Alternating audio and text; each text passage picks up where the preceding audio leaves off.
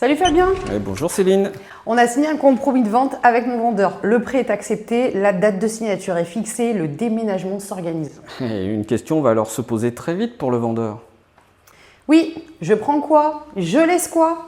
Eh bien, on va tout vous expliquer. Générique.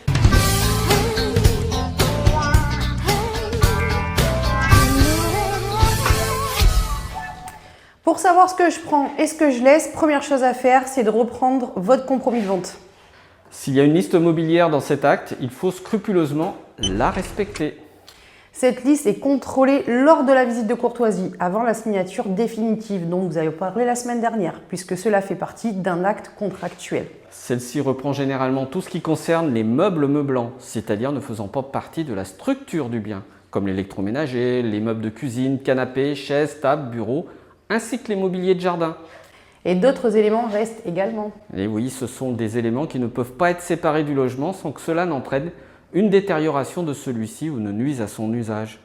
Il s'agit des miroirs dès lors qu'ils ne peuvent être détachés, la cheminée, les fenêtres, les baignoires, les stores extérieurs ainsi que les meubles construits sur mesure.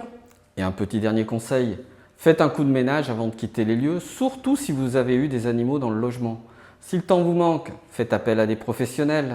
En effet, comme souvent, vous allez vous-même emménager dans un autre bien et vous serez ravi d'arriver et de vous emparer tout de suite d'un petit nid douillet. Cette vidéo vous a plu? Alors likez, partagez, commentez pour nous encourager et abonnez-vous pour ne rien rater. À la semaine prochaine! Oui, à la semaine prochaine.